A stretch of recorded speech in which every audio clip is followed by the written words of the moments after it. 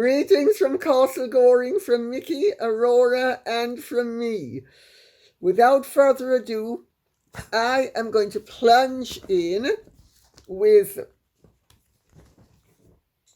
saying on Sunday evening, I went to the most wonderful, absolutely wonderful, magical evening. The 20th anniversary of the Ballet Icons Gala. So, at the end of this episode, to those of you who are interested, I am going to post my little critique of the absolutely wonderful evening that it was, with the most marvelous dancing and the most wonderful selection of dance. I said to my son, Dima, who was there with me, I said, well, it's certainly starting with a bang and is going to end with a bang as well. Because it started with Le Corsaire, with Lana Salenko and Daniel Simkin, who was a wonderful Corsaire. And it ended with Don Quixote, with Marianela Nunez as Kitri, and the wonderful, wonderful Cuban dancer Patricio Reve as the most wonderful Basilio you could possibly imagine. So we will post that, and I am going to post the curtain calls.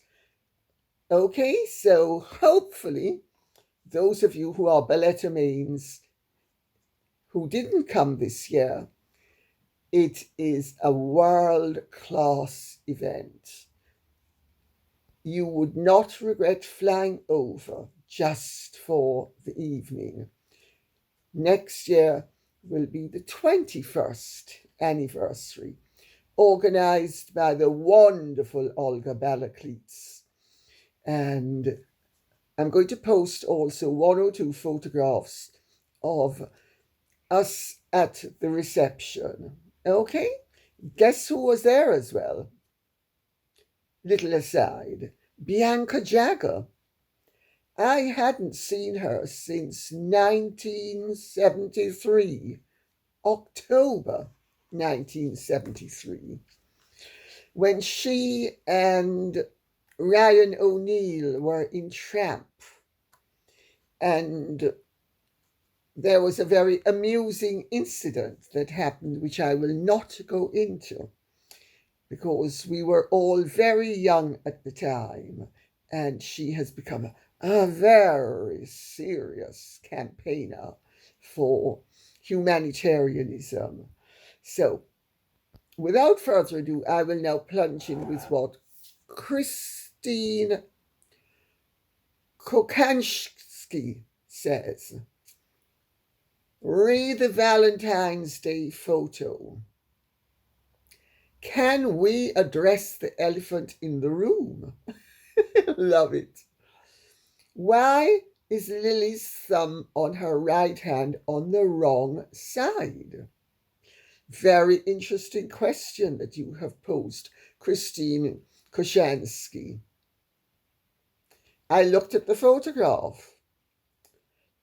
Either her hand is very unusual, or it is an optical illusion, or the whole thing is massaged, because Meghan has yet again gone with red balloons. Now, in the Urban Dictionary, I wonder what red balloons will actually mean.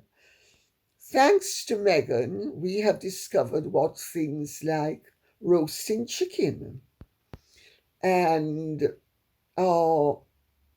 waffles and word salad mean. So I wonder what the significance of red balloons is. I just ask it out of curiosity. But definitely, Lily's hand is, shall we say, very unusual, because her little finger looks as if it's a thumb. And I suspect that this is yet another one of the Meganian, uh, shall we say, improvements. Remember when Catherine slightly altered the photograph last year when she was ill with the children? And even Getty took it down because they all took strong exception to the fact that the Princess of Wales had actually played with a version of a photograph. You bet your bottom dollar nobody is going to take down that photograph of Lily and Harry with the balloons. And I think it is edited in. I think yet again Meghan has curated, and she, who has such, according to her, attention to detail, but always manages to show whether it is the frayed ends of a dress or the price tag that hasn't been cut out. Shall we leave it at that for the moment? Donna Besley says, so today Meghan said she wants to give her kids a platform and attach their names to products. What happened to keeping kids off social media? Well, in fairness to Meghan and Harry, when they say that kids should be kept off social media, I don't think they mean that they should be prevented from well, let me rephrase that. I don't think she means, or he means, that she should be prevented from exploiting his children for commercial purposes. What they mean by keeping kids off social media is that they should have absolute control of who has access to what on social media, with children's welfare being the Trojan horse that will let them in and their army in to create problems at Troy. Remember the Trojan horse? So I think that's really what they mean when they say keeping kids off social media. It's not that they shouldn't be allowed to exploit their kids. It's that your kids should not be allowed to have access to anything on social media, or indeed their kids, that Harry and Meghan have not recommended and has not passed their acid test. I think it's called censorship. But photo ops and exploitation of the kids, God forbid that she should be prevented from doing that, especially now that she's getting a little bit long in the tooth in terms of alternative platforms which she would like to or be able to exploit. Review Good and Bad, some of these names, says, did I see Meghan's name published on the list of names from the DOJ, that's the Department of Justice, with some kind of association to the Epstein list? I think it was in the Daily Mail a couple of days ago. Well, the internet is full of the fact that Meghan's name has been mentioned on the Epstein files. And the premise is that the reason why David Boys, who was Virginia Giuffre's lawyer, announced that he intended to call Meghan as a witness was because Meghan had once had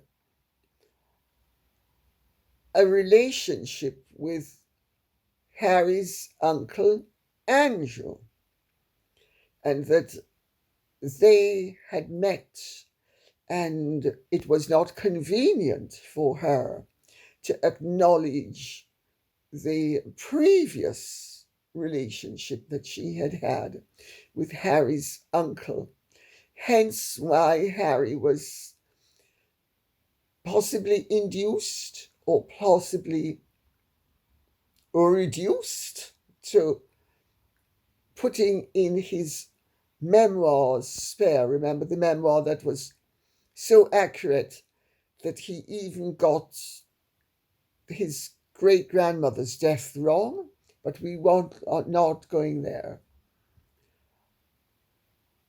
And Harry, therefore, had to put in that when Meghan first saw Prince Andrew, as he then was with the Queen, she thought he was the butler. I bet he wasn't dressed like a butler. I make that point for what it's worth. Well, evidently, how accurate this is for legal reasons, one has to say, could actually be not so accurate. David Boys was issuing a shot across the bow. That's the interpretation that many people have made. He wasn't going to call Meghan because she had no knowledge of Andrew's associations with Epstein and what they might involve. She was going to be, it was her name, I should say, was going to be used as a shot across the bow to Andrew and to Meghan and Harry, that they'd better play ball. Otherwise, they might have to answer awkward questions in a court of law. And we all know that in the United States, depositions are not quite as, shall we say, loose with inaccurate facts as the court system in England is. Because if you remember, Meghan had no recollection whatsoever of having helped amid scabies with funding freedom and finding freebies, and actually swore a witness statement to that effect. And then both she and Harry were proven to have colluded with, amid scabies, through Jason Knopf at one remove. And therefore, and not only had she lied, but Harry had stated that nobody must know that they had colluded. So not only were they collusive, but they were sneaking around about it as well. Such fine, upstanding and honest people, aren't they? Really. We have to admire them. And I think I will wrap this up by saying it's very entertaining that Meghan's name is being mentioned in the Epstein files. I think Meghan ought to preserve her reputation by suing the Department of Justice because it also has to be said, in fairness to Meghan, that all sorts of innocent people who have had perfectly correct relationships with Epstein are mentioned in the files. And so to leap to the conclusion that just because her name is mentioned, that she is guilty of anything that would be inconvenient or questionable is a leap of logic that rarely reason would be compelled to question.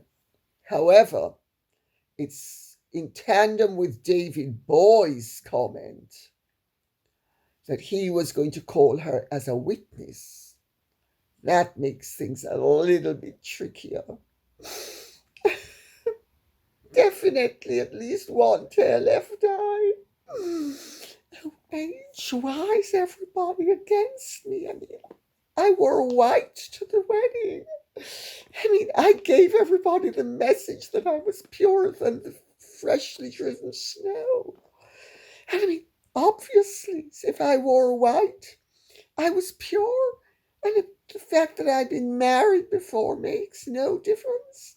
I mean, I'm pure. I mean, I'm still pure.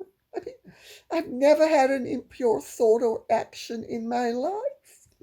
Everything I've done has always been from the highest and most noble motives. Yes. And now we jump on to Colin Alexander's comment, which shows to what extent Meg's baby's motives have always been noble and pure. The timing and power of racism gave her the upper hand. I think we're all past that today. You're absolutely right. That is precisely what happened. Meghan weaponized Black Lives Matter. She weaponized the women's movement, the Me Too movement, as well as feminism. Meghan has always said that she is a feminist and that she's always pushing for women. Funny, she and her followers seem to have been pushing Catherine into an early grave. Is that what she means by pushing? Certainly, she helped to push Queen Elizabeth II into a far more painful and premature death than she would otherwise have had to endure. Is that what she means by being a feminist? Or is she one of those arch hypocrites who's, because she's a woman, she says she's a feminist, while in fact using every feminine vow in the way that traditional women used to use their feminine vows when women had fewer rights than they do now? I mean, I've never said I'm a feminist, but I'm definitely more of a feminist than Meghan Markle. And I do not regard myself as a feminist. I regard myself as a working woman who has, through circumstances in life, had to find her footing because that's the hand life dealt me. I think Queen Elizabeth II pretty much felt the same way that I feel. She would not have said she was a feminist either. But Meghan Markle, who has scaled that ladder using every vertical and horizontal peg upon the trajectory upwards, is a feminist. Yet, what does she actually do for the cause of womanhood, except possibly bring it into disrepute with her actions? I just make that point for what it's worth. But if you think that Megsy baby is finished with us, she's not. She is extremely active at the moment, and she has Poodle Harry back where she wants him for the moment. Although I understand that Harry is often very down.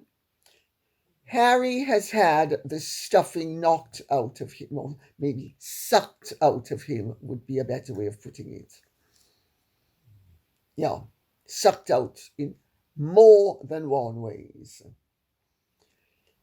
He has had the stuffing sucked out of him by Meghan. He is what in Jamaica they would call a mampalo, a poor excuse for a man. The husk of a man with the reality of an empty vessel. But having re-employed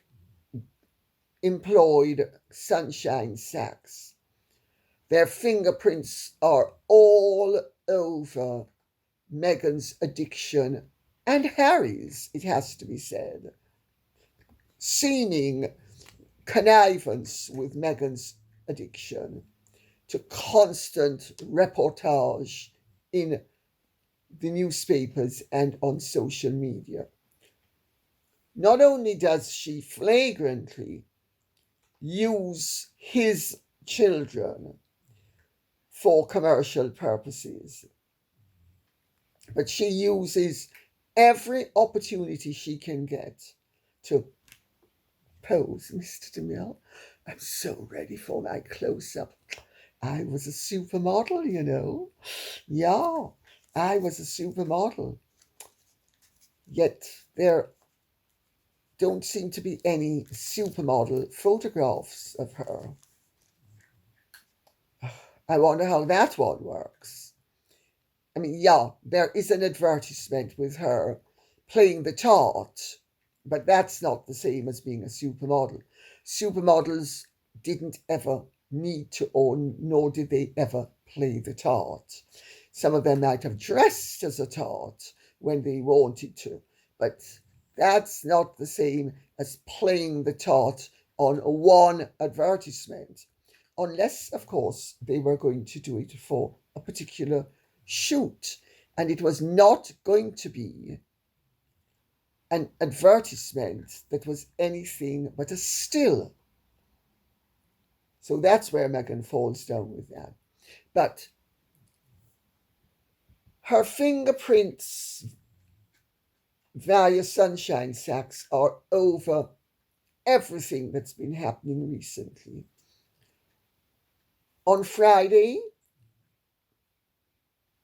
the day before Valentine's Day,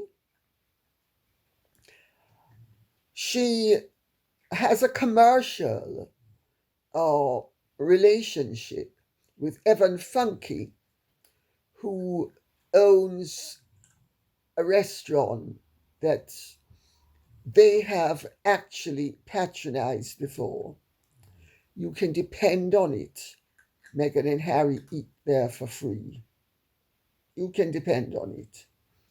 In return for which they post. Now, I'm not criticizing that. If Evan Funky and they want to enter into an arrangement like that, that's their business. But please, don't pretend that you are this super duper loved up couple. Meghan is so, so happy. There's a camera. I'm just so happy. And there's Harry.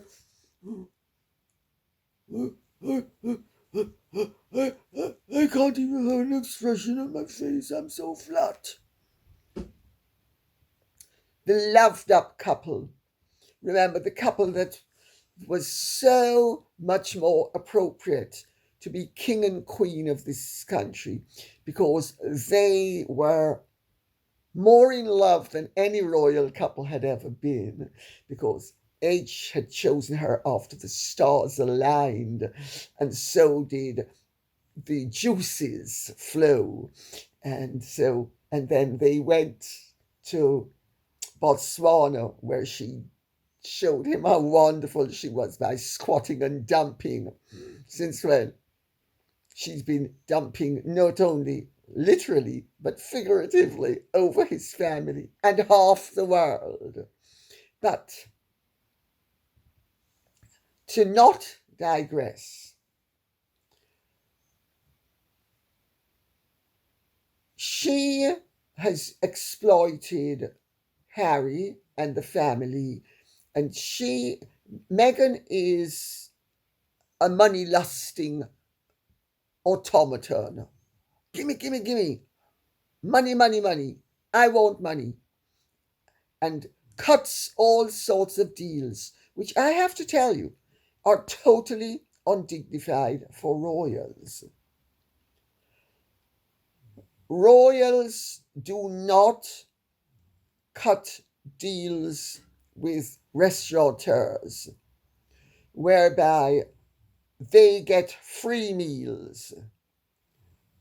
They are happy to patronize the restaurant, and and if they like the establishment, it's a win-win. Their status is going to give publicity to the restaurant. It's called patronage, not freebies. Freebies are not the same thing as patronage.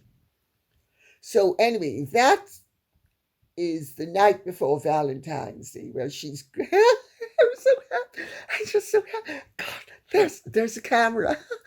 She just so happy.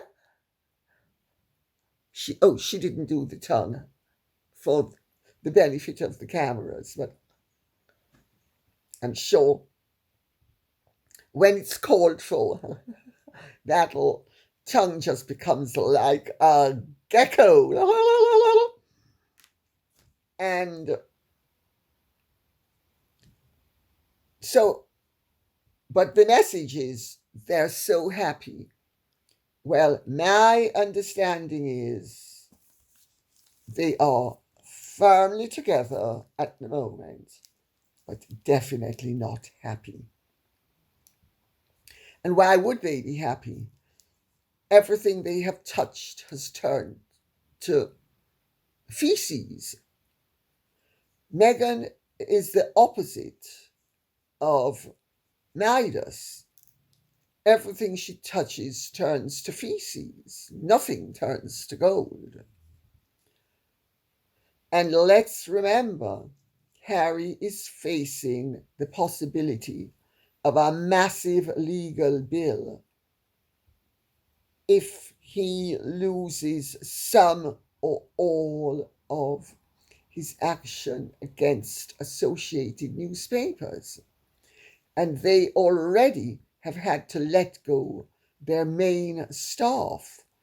You do not let go your main staff. You do not alter your main financial vehicle, which was Archewell, and they've turned it into Archewell Philanthropies. And they don't even have control over the philanthropic element anymore. But then,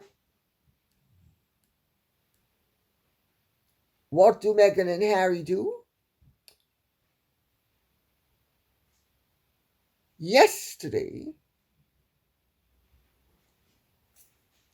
they shared an update on their website in support of Ellen Room,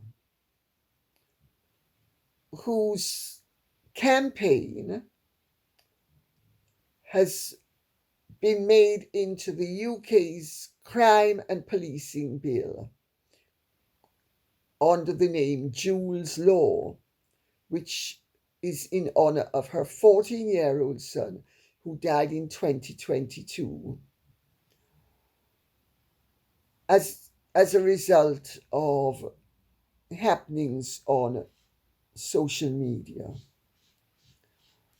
They, of course, are such grave ghouls that they have to hop in on everybody's misery so that they can get yet more attention for themselves and present themselves as being kind and caring and loving and concerned people, notwithstanding the shocking way that they have treated their parents. And incidentally, I heard from Thomas Markle. He's been in touch with me to tell me how well he's doing and very nice things he said about our relationship, which I was very touched by. So I thought I'd just inject that. If you want to know more about it, I'm happy to address that in and expand upon it in another video. But the hypocrisy of it all, and according to what they posted, it's Ellen sought access to his social media accounts to understand what had happened, what he'd been exposed to, what he'd been interacting with. The companies refused, citing data protection policies and terms of service. Ellen could have accepted this. Instead, she dedicated herself to finding out what happened to her son and to ensuring no other parent faces the same barriers she did. Then, and all of that, incidentally, is very commendable in terms of Ellen Room. And I absolutely think she did the right thing. I know of other cases, because remember, I am also an ambassador and a trustee of a charity that deals with, since this is YouTube, people who terminate their stay on this earth precipitously. And in fact, I think that she has done a wonderful thing, and I think she should be commended. But why are Harry and Meghan working themselves into the frame? Who are Harry and Meghan? They're not working royals. They don't have the status of royals. They're not even allowed to use their Royal Highness titles. So they are technically Royal Highnesses who have been forbidden and agreed to not use their Royal Highness titles. So they no longer have royal status, but they are setting themselves up as an alternative to the royal family. I mean, is that not ghoulish, parasitical opportunism? Because I think it is.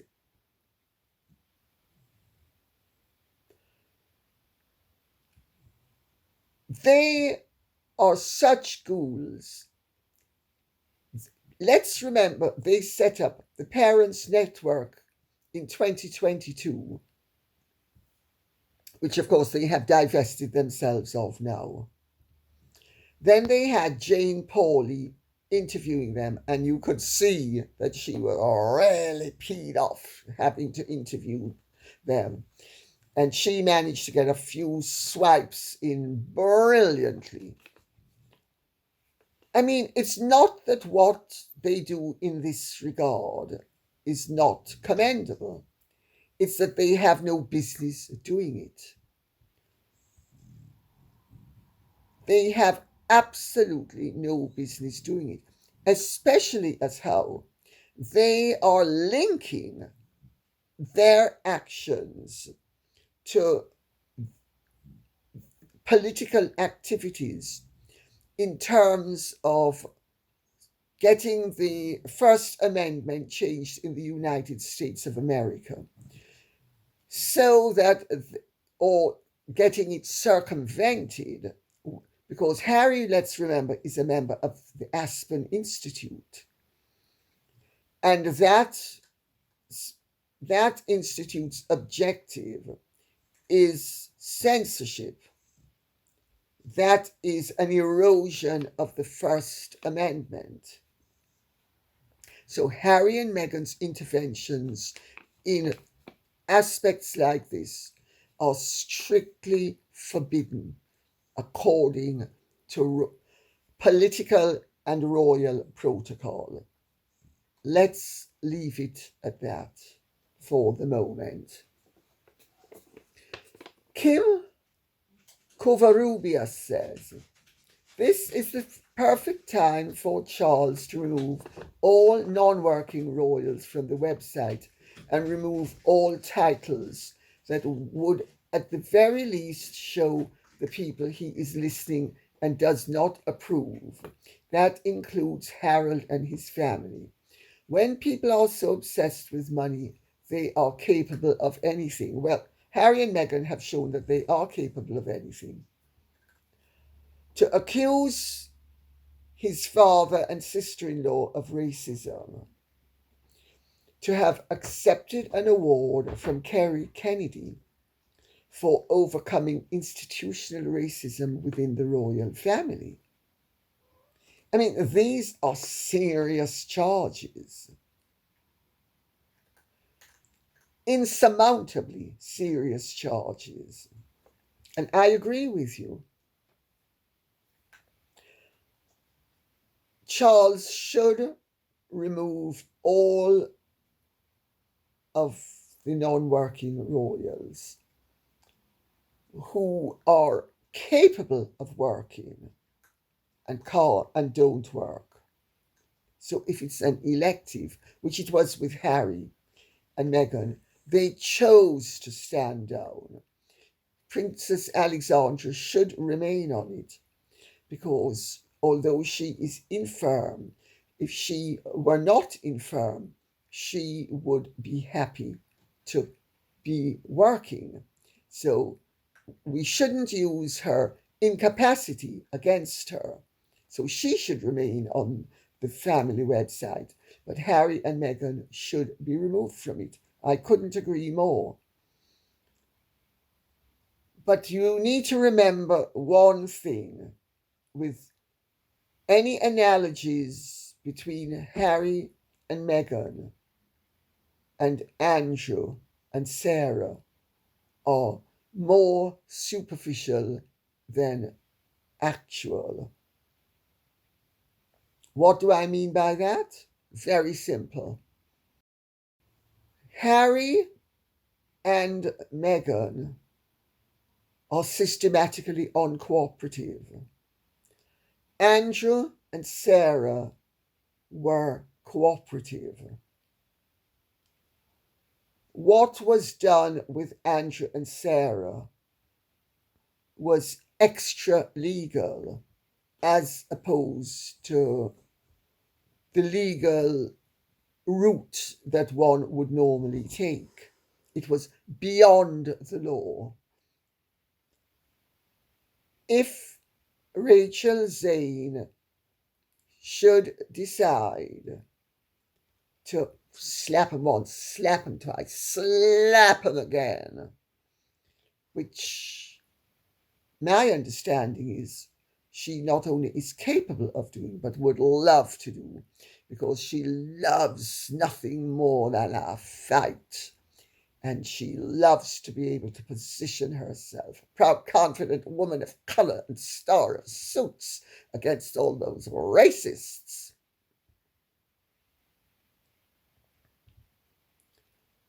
That would be a horse of a different colour, because the whole process would have to be done not extra-legally, it would have to be done legally. It would have to be done through certain things would have to be done through acts of parliament. For instance, if Harry's resisted the surrender of his and the failure to use his dukedom, they could mount a legal challenge. Or alternatively, the royal family would have to use due process of law, which would include Parliament. Do you begin to see the realities of the matter? A horse of a different colour. And I think on that note, we can conclude for today. Please let me know in the comments section what ground you would like us to be covering. Okay, thank you. Godspeed. And now, if you have truly enjoyed this, would you care to like, share, subscribe, press the notification bell? And I am now going to get Sean to do a copy of this so you can see. It was a wonderful program at the Ballet Icons Gala. It opened, as I said, with Le Corsair, which was with Lana Solenko and Daniel Simkin. Absolutely wonderful. There was the UK premiere of Asylum by Edward Watson, who was made MBE. He's pretty much retired now, but my gosh, he was absolutely wonderful. It brought the house down, and it was just wonderful. Music was by Ezio Bosso, and choreography was by Antonia Franceschi. Then there was Spring Waters with Anna Rose O'Sullivan and Rhys Clark. Music to Serge Rachmaninoff and choreography by Asaf Messera. Then there was Finding Light, which was extremely interesting, with Lucia Laccara and Matthew Golding. The music was by Antonio Vivaldi, and the choreography was by Edvard Lean.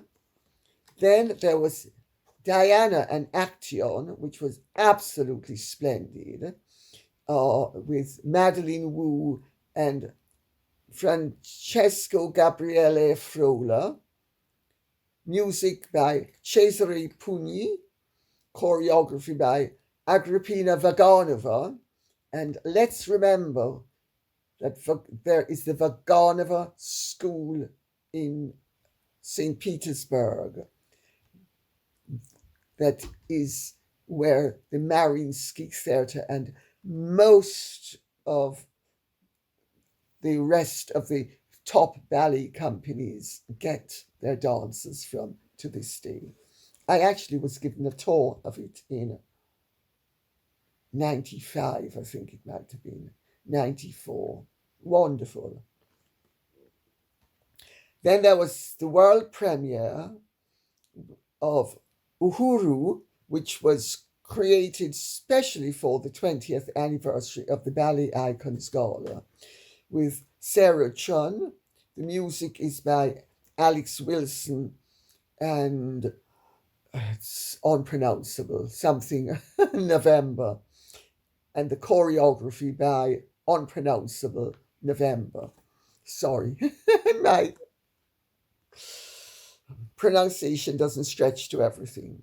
Then there was Le Parc, which was a wonderful piece as well, just absolutely wonderful, with modern piece, with Eleonora Bagnato and Paul Amark, set to music by Wolfgang Amadeus Mozart, and choreography by Angeline Frey. Some of these names are killers. Prelyokaj. And then Tchaikovsky's Black Swan by the recently married couple and principal dancers, Fumi Kaneko and Vadim Muntargirov. Just wonderful with the classical Petipa choreography. She was an absolutely magical black swan, beyond exquisite. And because this was the first time I had been out since my accident, and I can't really walk properly, I left during that to stand at the back of the theatre in one of the gaps so that I could then make it downstairs to the American bar before everybody else, so that having done that I would be able to negotiate my way down the stairs. So Dima and I slipped out. Fortunately, I had an aisle seat, which was very considerate of them. So there was an interval where we had champagne downstairs in the American bar, and I saw lots of really rather interesting people. And I'm going to post one or two photographs at the end of this, and so you can see them with the names of the people. Some interesting people were there. And then the second half resumed, and it was Gravity's Orphan by Natalia Osipova and Jason Kittelberger, which was a wonderful modern piece by Kirill Richter and choreography by Jason Kittelberger. Some of these names just tripped me up. Then there was a marvelous Balanchine pas de deux, Tchaikovsky pas de deux. George Balanchine, as many of you will know, was the head of the American Ballet Theatre in New York, and he was Russian, and he got out of Russia, and he really created the ballet in America. And he composed some really choreographed some really very interesting things, and this was one of them. Margarita Fernandez and Antonio Casalinho, they danced to music by, obviously, it's the Tchaikovsky pas de deux, it's by Peter Tchaikovsky. Then there was another world premiere, again created specially for the 20th anniversary of the Ballet Icons Gala. Then there was another world premiere specially created for the 20th anniversary of the Ballet Icons Gala, which was James Pett and Travis Klaus Knight, music by Antonio Vivaldi, choreography by James Pett and Travis Klaus Knight, and it was sung by Elizabeth Lynch, and the piano was played by Can Arisoy. Wonderful piece, just absolutely magical. And as you can see, there was a really interesting mix of original classical ballet and more modern dance. And then you had Raimonda, which was just absolutely wonderful. It's Glazunov, music by Glazunov, choreography by Marius Petipa, and it was Maya Makhateli and Young Gyu Choi. Just wonderful. Then we had a modern choreography, a Nutcracker duet in the classical tradition. Just wonderful. The dancers were Nicoletta Mani and Timofey Andriashenko, and obviously being the Nutcracker, it was music by Peter Ilyich Tchaikovsky, and the choreography was by Sir Wayne McGregor, who was born in 1970. Young. Then it ended with the bang that it began with Don Quixote, Marianella Nunez, and Patricio Reve. Indescribably wonderful, just ecstatic.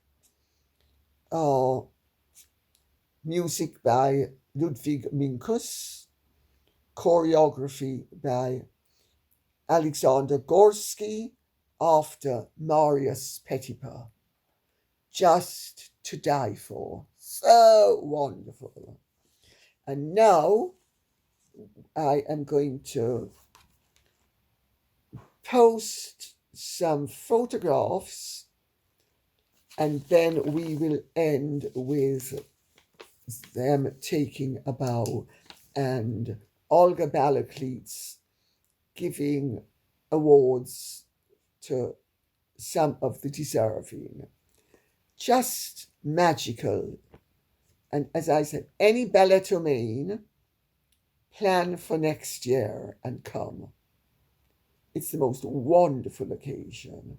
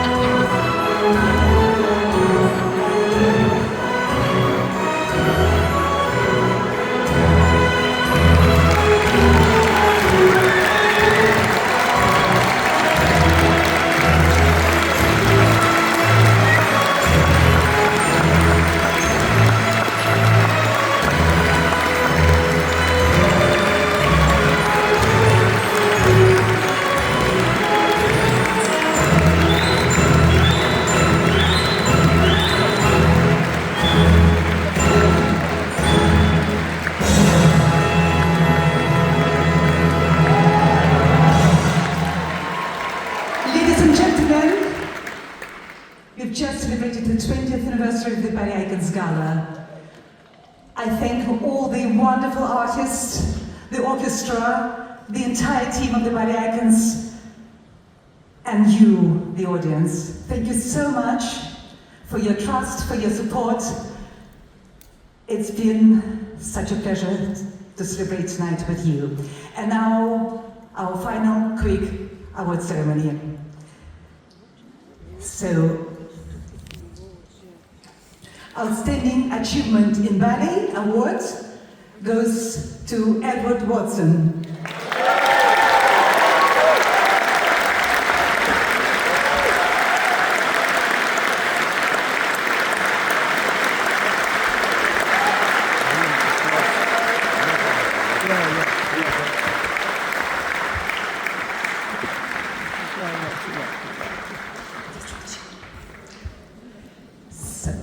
The next Outstanding Achievement in Ballet Award goes to Nicoletta Mani.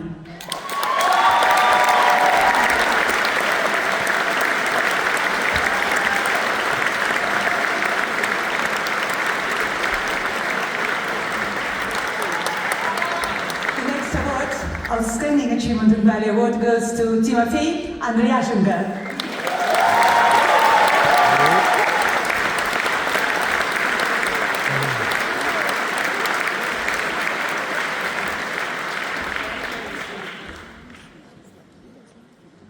The next Outstanding Award in Ballet goes to Daniel Simkin.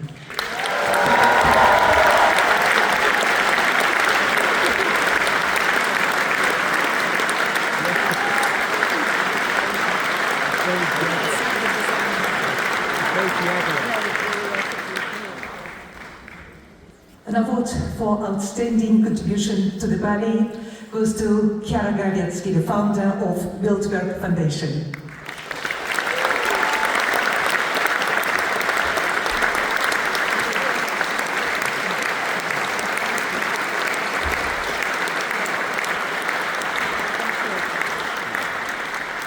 And the final award, Lifetime Achievement Award in Ballet, goes to extraordinary, exceptional Alessandra Ferri.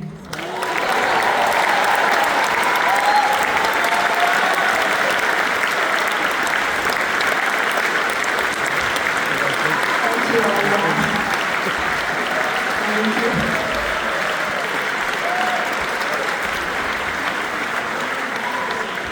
And I want to congratulate you, Olga, for this wonderful event that has become such a classic in the ballet world. Thank you very much, and thank you to all of you. And this achievement is for everyone.